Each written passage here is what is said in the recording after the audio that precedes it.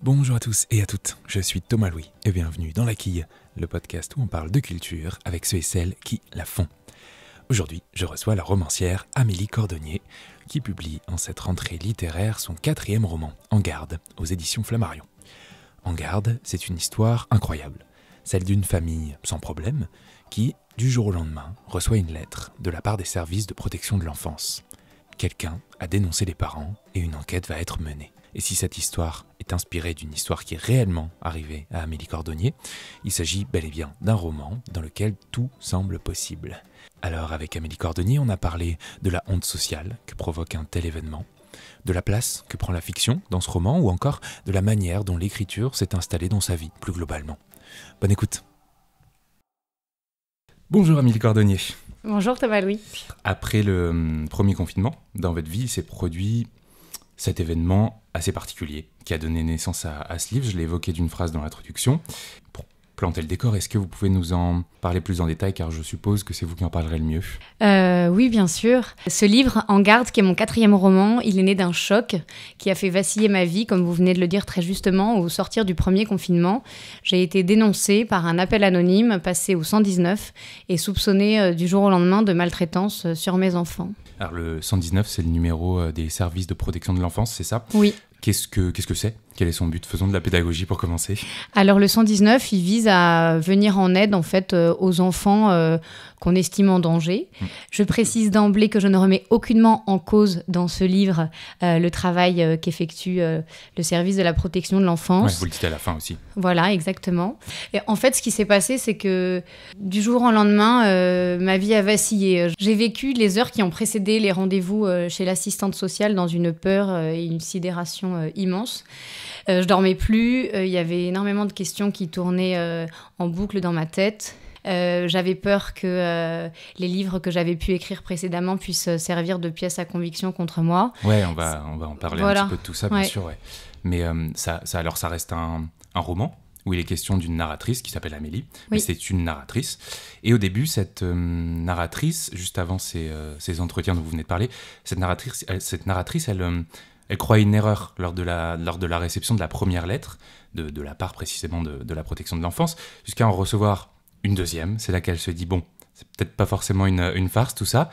Aussi incroyable soit le contenu de cette lettre pour elle, c'est bel et bien à sa famille qu'elle se destine. C'est de dire à quel point cet événement il est incroyable, mais aussi il est incroyable parce qu'il touche une famille en apparence classique. C'est un peu l'idée aussi, c'est l'intérêt aussi de cette histoire romanesque, mais aussi de cette histoire tout court. Oui, alors c'est bien de dire que c'est un roman, parce qu'effectivement, même si ce livre s'enracine dans un événement intime, il ne s'agit pas d'un récit, il ne s'agit pas d'un témoignage, il s'agit bien d'un roman, et je vais expliquer ensuite, si vous le voulez bien, pourquoi et comment je m'y suis prise. Je veux bien. En fait, il ne s'agissait pas pour moi de raconter ma vie. Du temps avait passé, 3 ans, mon 3e roman, Pas ce soir, avait paru. Je n'avais pas besoin d'écrire pour comprendre ce qui m'était arrivé. Parfois, ça peut être le cas. Parfois, on a besoin d'écrire pour comprendre. Moi, ce n'était pas le cas. En revanche, j'avais envie de disséquer, en plusieurs parties d'ailleurs, puisque le roman en compte 4, de disséquer ce qui m'était arrivé pour imaginer un thriller domestique qui interroge la question de la surveillance et sur lequel plane l'ombre de 1984. C'était ça qui m'intéressait. Le roman de Orwell. Le roman d'Orwell. Vous avez relu d'ailleurs ou pas pour écrire ce livre ? Oui, alors c'est une bonne question, parce qu'en fait, le roman d'Orwell m'a habité tout le long de l'écriture. Très vite, ça m'est venu. Il y a d'ailleurs des citations qui sont cachées dans le livre. Je me suis amusée à réécrire certaines scènes. Et à un moment donné, je me suis dit non, Amélie, le relis pas tout de suite, pas tout de suite. Donc j'ai vécu avec mon souvenir de 1984. Et puis à un moment donné, tandis que j'étais bien avancée dans l'écriture, je l'ai relu.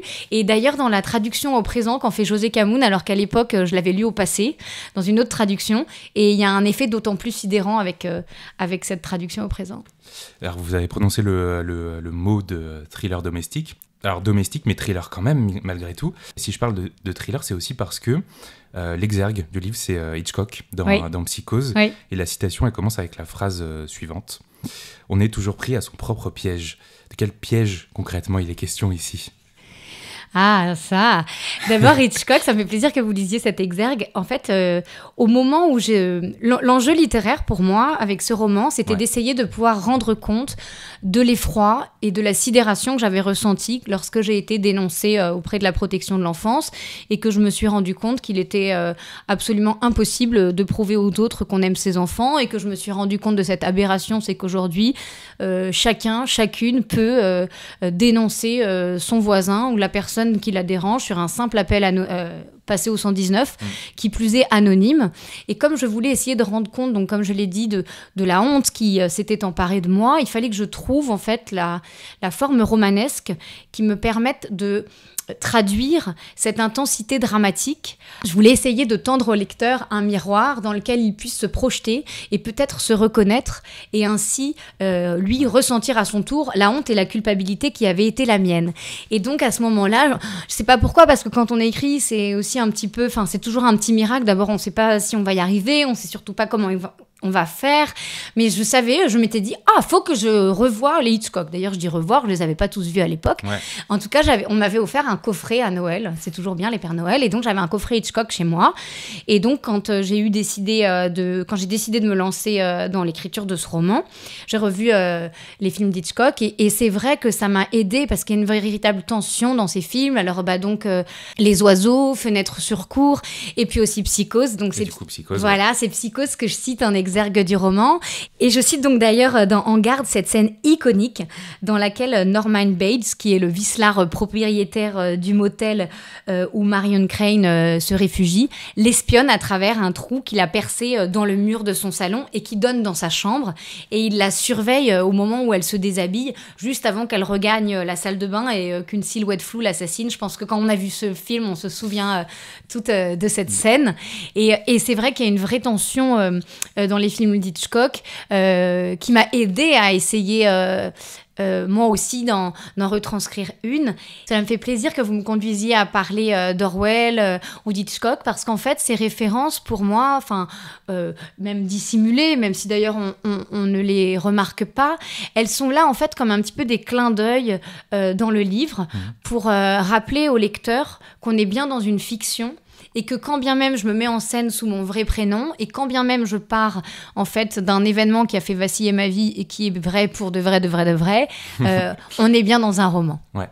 Et alors je suppose, en parlant de cette scène d'Hitchcock, qu'on a envie de savoir qui nous a dénoncé, évidemment. Oui. Alors je ne sais pas si vous avez fini par le savoir vous de votre côté, mais ou plutôt les dédicataires du livre, ce sont vos voisins. Oui. Quelle place ils ont eu dans cette histoire finalement ? Voisins, voisines, j'ai mis un E entre parenthèses.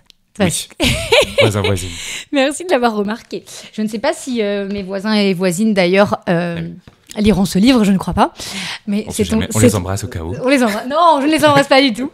Mais en tout cas, je dis au passage que ce choc, finalement, m'a permis d'écrire un roman sur la surveillance. Donc, voilà.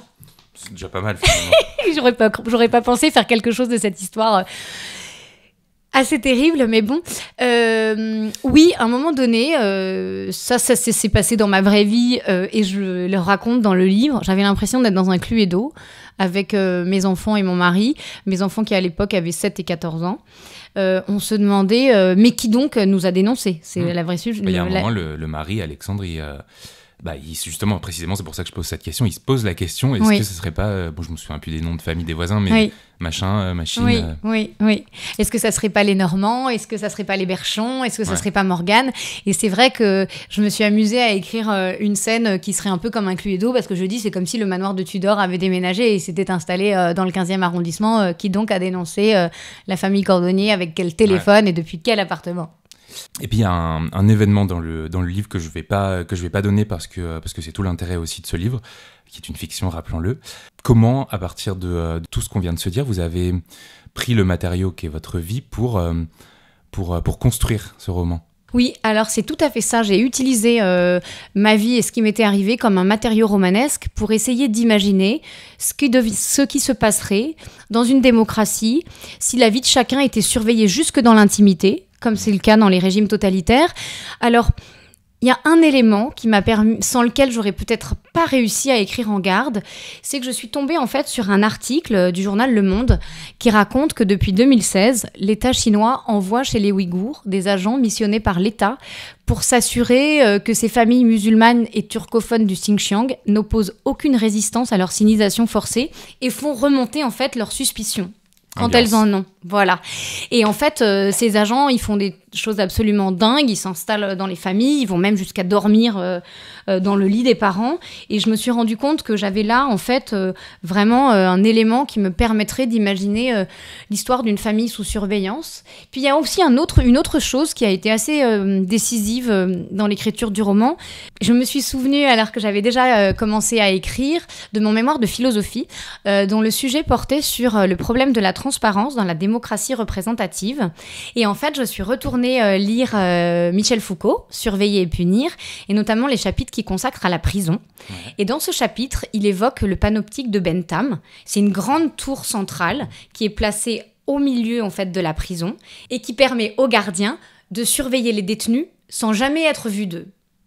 Je me suis demandé, puisque moi, en fait, ce qui m'intéresse, c'est l'intimité de la famille. Je dis toujours ce qui se passe et ce qui se cache dans la maison chauffée une fois qu'on a fermé la porte. Et c'est ça que je travaille depuis Tranché, mon premier roman qui est apparu en 2018. Je me suis demandé, au fond, ce qui se passerait si on importait ce dispositif pénitentiaire au cœur de la famille, au cœur de l'intimité, alors même que l'intimité, par définition, c'est cette part de l'existence qui échappe à la contrainte de la société, à la contrainte de l'État et même à la contrainte de la médecine. Bah justement, c'est la première fois que dans tous les romans, enfin les 4 romans que vous avez écrits, la crise, disons, familiale n'est pas due à la famille, mais c'est dû à quelque chose d'autre, d'extérieur, disons. Qui, disons déjà une dénonciation, ça commence par là en fait, oui.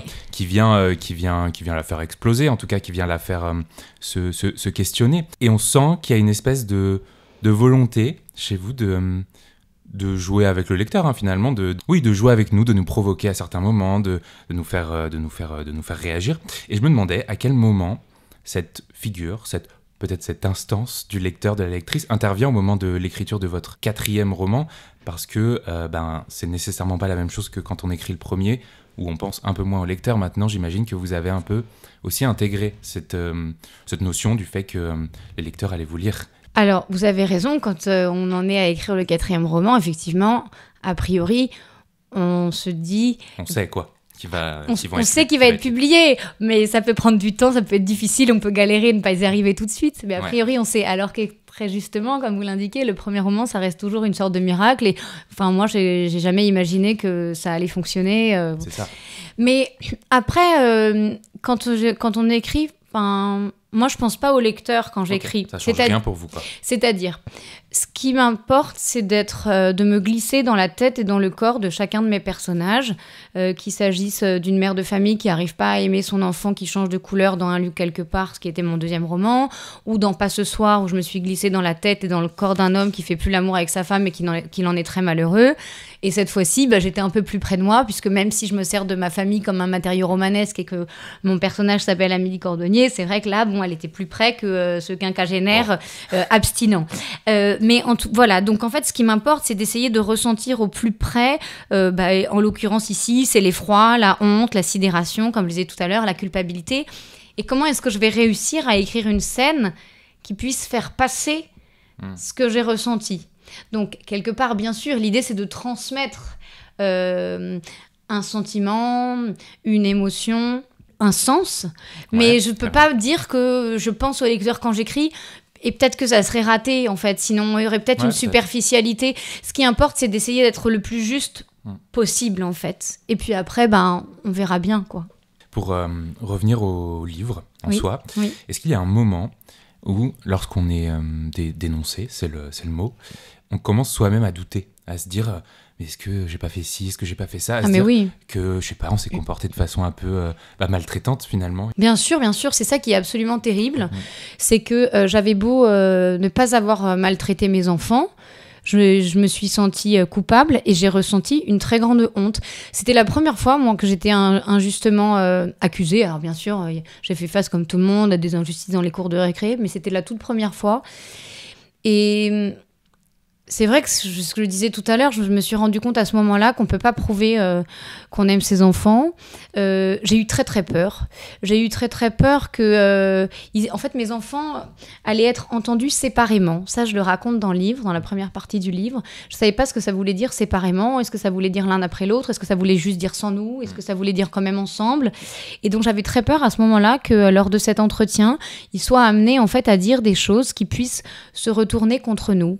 Par exemple, quand on a je pense que toutes celles et ceux qui ont des enfants, ils ont peut-être été confrontés comme moi un jour ou l'autre à ce genre de phrases, des petits qui du style « Oh maman, tu t'énerves toujours pendant la dictée » ou bien « Oh toi papa, version peut-être adolescente, oh toi papa, tu pètes toujours un plomb à chaque fois qu'il faut remplir la voiture pour partir en vacances ». Et évidemment, ces phrases sorties de leur contexte, elles peuvent dire tout autre chose. Mais tout peut vouloir dire tout autre chose. Par exemple, il y a cette phrase dans le livre, payer des cours particuliers à ses enfants, est-ce s'investir dans leur éducation ou se dédouaner? Et ça, c'est l'avocate que j'ai contactée, Laura Hennig, je la salue au passage, je la remercie, qui m'a aidée dans la vraie vie et que je mets en scène dans ce roman. Elle en était d'accord, et puis elle n'est pas tout à fait nommée, que j'avais appelée sur les conseils de mon éditrice, qui était dans la confidence à l'époque quand j'ai reçu cet appel, et il y avait que 2 personnes qui étaient au courant en fait de ce choc et qui me procuraient une grande honte, c'était ma mère et puis mon éditrice. Et en fait, à l'époque, j'avais raconté à Laura Hennig ce qui se passe, et j'ai envisagé de dire de dire que mes voisins, mon immeuble était très vétuste. Laura Hennig, elle m'a déconseillé, elle m'a dit non Amélie, en fait, il faudra pas du tout parler de la vétusté de votre immeuble mal insonorisé, ni même de l'intolérance au bruit de vos voisins. Parce qu'elle avait mis cette phrase que j'ai mise dans le livre, elle avait dit « Dans le cas de parents maltraitants, c'est toujours de la faute de la chaise Ikea ». Façon de penser que la chaise Ikea n'est pas assez solide. Et voilà, et lorsque je l'ai recontactée au moment d'écrire ce livre, ce roman, il y avait la question de, est-ce qu'on ne peut pas prouver, en fait, ni qu'on s'occupe bien de ses enfants, ni même qu'on les aime? Et est venue la question, comme vous le soulignez, du cours particulier qu'on donne. Et d'ailleurs, elle m'a expliqué qu'en fait, dans les procès, les gens essaient de réunir des preuves qui prouveraient qu'ils éprouvent une très grande douleur, alors par exemple de la mort d'un enfant. Alors on les verrait rire ensemble dans un parc d'attractions, on les verrait s'embrasser au restaurant, comme si en fait on pouvait prouver que leur douleur était plus grande et que donc leur affection était elle aussi plus intense et méritée. Valable. Voilà. Est-ce qu'on peut parler du titre? Oui. Comment le titre est arrivé? Est-ce que c'était un titre de travail? Ah non. C'était le titre. J'ai eu un mal de chien à trouver ce titre. Okay. Très bien. Il est arrivé très tardivement et j'ai cru que j'allais jamais le trouver. Vous en aviez un de travail précisément, de titre ou pas? C'était Doc 14. Oui, comme une blague, 119. Okay. C'était le nom de mon document Word, mais bien sûr ça n'allait jamais être ça, et c'est difficile un titre, parfois il arrive assez facilement, pas ce soir, je l'ai pas trouvé du jour au lendemain, mais d'un coup il m'est venu quand même assez rapidement, pas ce soir, c'est quand même cette phrase que chacun ou chacune entend quand son compagnon ou sa compagne ne veut pas faire l'amour, ça m'était venu, mais alors pour ce livre-là, j'ai eu du mal à trouver En garde, et le jour où j'ai désespéré totalement, et j'ai dit non mais j'y arrive pas, puis... C'était bien que je crois que je le dise à mon éditrice, parce que le lendemain, je me suis réveillée. Je me suis dit, mais ça serait bien. En fait, j'avais retravaillé, j'avais lu, mais j'avais déjà lu au moins 10 fois le livre, le manuscrit, en recherchant qu'est-ce qui peut faire un titre. J'avais déjà noirci 2 pages avec des tas de mots, je trouvais pas. Et quand j'ai eu En garde, je me suis dit, mon éditrice aussi me disait cette chose, il faut aussi qu'il aille bien avec les autres livres. Alors ça, j'avais pas pensé. C'est vrai, quand on est au 4e, c'est comme s'il fallait créer un peu une famille. D'ailleurs, quand on a des enfants, peut-être les parents savent ça, je sais pas, on s'entraîne à voir si tout le monde va un peu bien ensemble, les prénoms. Ouais. J'avais pas pensé que c'était le cas aussi pour les romans. Et ce que j'ai aimé dans En garde, évidemment, c'est la polysémie du titre qui peut s'entendre de plusieurs façons, quoi. En garde, c'est évidemment la position de l'escrimeur qui s'apprête à être sur la défensive ou à l'offensive. La garde, c'est celle qu'on ne veut pas baisser, c'est celle des enfants qu'on ne veut pas perdre, c'est celle de la sentinelle qui vous surveille, c'est peut-être aussi celle du couteau qu'on rêve d'enfoncer dans, je ne sais pas, j'exagère, mais dans les yeux de celui qui vous espionne. Et quand j'ai fait un petit tour aussi des acceptations de garde, il y a aussi l'expression vin de garde. Alors, c'est quoi, ça ? Le vin de garde, c'est un vin qui a maturé très longtemps et qu'on savoure par la suite. Donc, je peux pas vous dire qu'on boit du vin de garde dans garde, mais on boit pas mal de vin quand même. Ouais, et on savoure par la suite aussi, finalement. Donc, voilà. Il y a dans le livre une certaine Madame Tragique. Oui. Dont la simple prononciation suffit à évoquer des choses. Oui. Je voulais parler du choix des noms des personnages. Oui. Est-ce qu'ils répondent à une réflexion particulière de votre côté ? Il y a Madame Brune, Madame Dagobert, il y a Lou, il y a Gabriel, ça c'est les enfants. Il y a le mari, Alexandre. Est-ce que vous avez laissé une place à l'interprétation dans le nom de vos personnages ? Ça, c'est un vrai sujet, le prénom des personnages. Alors, d'abord, moi, si je pouvais faire... Pour ce livre-là, c'était particulier, puisque comme j'avais décidé de me mettre en scène, c'était sous mon vrai nom et mon vrai prénom que je me suis mise en scène. J'aurais pu utiliser un autre prénom que le mien et mettre en scène une autre femme dans ce roman. Mais si je faisais passer cet événement pour de la fiction, alors c'était renoncer à partir de cet événement qui s'était passé pour de vrai. Et pour moi, c'était important de dire que ça avait vraiment eu lieu et qu'aujourd'hui, en 2023, on peut encore dénoncer son voisin ou sa voisine de manière anonyme sur un simple coup de fil. Vous êtes la seule dont le prénom est vrai ou on se connaît pas donc. Oui, je suis la seule parce que voilà, je voulais protéger mes enfants et mon mari. Enfin, en toute logique. Voilà. Mais bon, sait-on jamais. Voilà. D'ailleurs, ils ont chacun choisi leur prénom. Et en fait, donc c'est la première fois que Madame Tragique, Madame Tragique, elle s'appelle Madame Tragique, ça s'écrit pas comme tragique avec un G, ça s'écrit autrement, mais parce que la vraie dame dans la vraie vie, j'aurais pas osé l'appeler Madame Tragique, c'était trop gros. Si la vraie dame dans la vraie vie, elle avait pas aussi un nom assez dingue, un nom assez dingue qui nous disait directement que nous étions dans le drame, que nous étions dans une tragédie. Donc là, je l'ai fait. Mais en tout cas... cette question que vous posez m'intéresse beaucoup parce que c'est la première fois que le personnage principal, la narratrice de mon roman, porte un prénom. Ouais. Puisque dans Tranché, mon premier roman, elle n'en avait pas. Dans Un loup quelque part, la mère qui n'arrive pas à aimer son enfant, elle n'en avait pas non plus. Et dans Pas ce soir, cet homme qui est très malheureux de ne pas faire l'amour avec sa femme n'en avait pas non plus. Je sais pas, c'est une manière pour moi de... Si je pouvais ne nommer aucun personnage, peut-être je le ferais pas. Je sais pas, c'est peut-être une manière de le rendre au plus près de moi quand je me glisse dans sa tête. Mais voilà, en tout cas, pour celui-là, effectivement, tout le monde a un vrai nom et un vrai prénom. Alors, vous êtes aussi journaliste littéraire à côté. Oui. Comment vous, qui êtes arrivé à ce métier qui est journaliste littéraire, vous êtes passé de l'autre côté de la force finalement à l'écriture. J'imagine qu'il y a un côté Star Wars à la chose. Un peu. Qu'il y a une espèce de porosité entre les deux, bien sûr, mais comment est-ce que ça s'est articulé au début ? J'ai jamais pensé en fait que j'allais écrire un jour. Ok.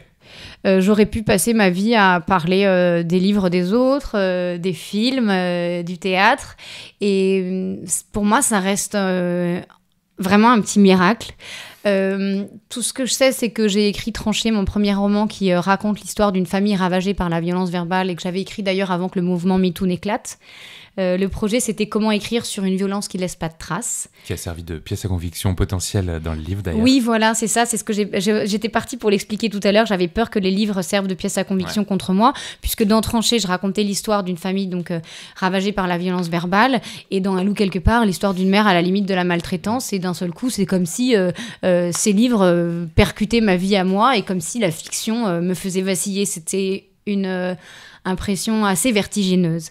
Donc oui, j'aurais pu ne jamais écrire et en fait, j'ai écrit Tranché en 2017 dans une sorte d'urgence. Il y a peut-être une phrase, je le raconte comme une anecdote, mais parfois il y a plus de vérité qu'on ne le croit qui se niche dans les anecdotes. Ouais. Il y a un publicitaire que je nommerai pas qui avait dit qu'à 50 ans, on a raté sa vie quand on porte pas une Rolex. Et bon, moi, je porte pas de montre. De toute façon, maintenant, on a un téléphone, donc c'est réglé. Mais en fait, j'en avais jamais porté. Et en revanche, je sais pas, cette phrase était venue et je me disais, moi, ça serait quand même peut-être bien qu'à 40 ans, tu puisses écrire un roman. Je sais pas si ça ferait réussir ta vie, mais bon, ça serait peut-être bien. Et puis, j'ai écrit et j'ai eu 38 ans quand Tranché est apparu. Qu'est-ce qu'on veut de plus ? Pas grand-chose. Donc, c'était bien. Est-ce que vous avez désormais, du coup, ça fait donc Bon, ça fait quelques années que vous écrivez 5 maintenant. ans. Ça fait 5 ans. Oui. Est-ce que vous avez installé des habitudes d'écriture? Ah oui, comme j'ai toujours peur de jamais réussir à écrire de nouveau, j'écris tous les jours. Okay. C'est la solution que j'ai trouvée. Et vous me demandiez tout à l'heure comment j'étais passée de parler des livres des autres à en écrire moi-même. Mais en fait, j'ai eu cette chance à interviewer tout le temps des écrivains et à les interroger sur leur secret d'écriture ou comment ils font. Et il y a 10 ans, la première fois que j'ai rencontré Amélie Nothomb, elle nous raconte, parce que maintenant, on sait toutes et tous qu'elle écrit tous les jours entre 4h et 7h du matin avec son petit bic bleu sur son cahier. Moi, j'écris pas, en tout cas pas au début, à part quelques notes sur mes carnets, mais après, une fois que je suis lancée, j'écris sur l'ordinateur.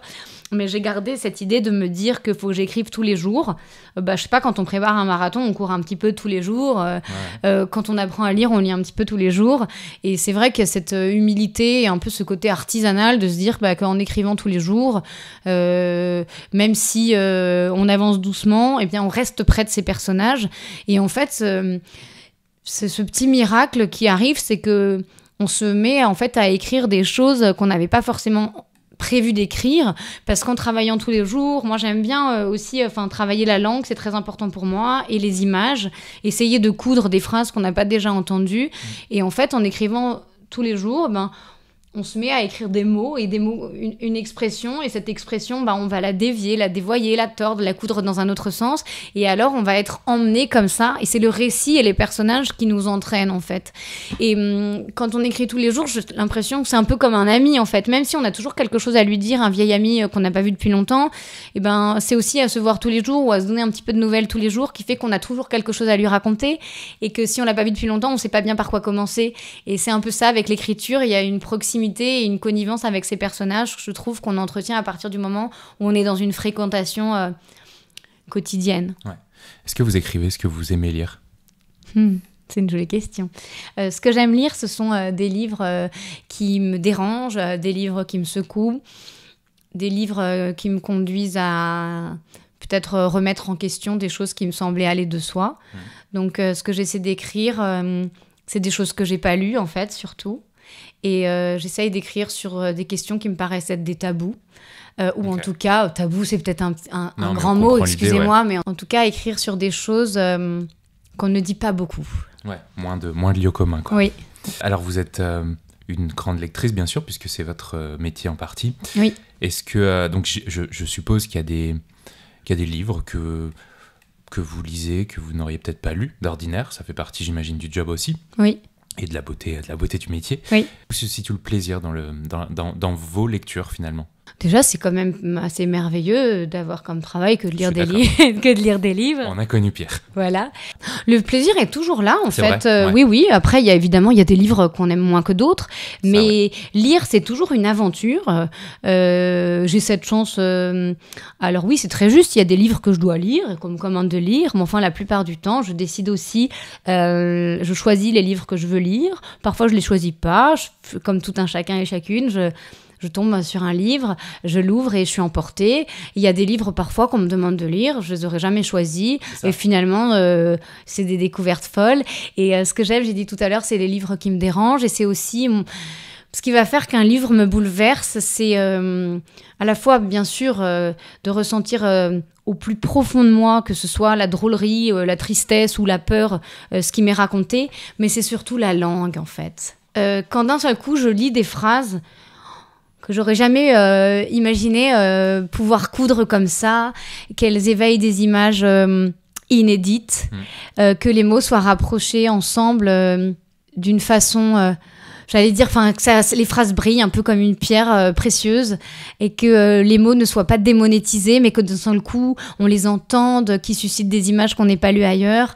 Je trouve que c'est ça, en fait, que je recherche lorsque je lis. Être confrontée à une langue. Trop bien, j'adore l'idée. Je vais vous poser la dernière question que je pose à toutes mes invités et tous mes invités. Est-ce que vous avez un ou plusieurs coups de cœur culturels à nous partager. Alors, mon coup de cœur le plus récent, c'est un lieu que j'ai découvert cet été, c'est la piscine à Roubaix. J'avais envie depuis de nombreuses années d'aller la visiter, puisque comme vous l'avez dit, je suis journaliste et donc il m'arrivait dans les journaux pour lesquels je travaillais de choisir des photos pour aller inciter, voir des expos de la piscine, mais que je n'avais jamais vu en vrai, je rêvais d'y aller.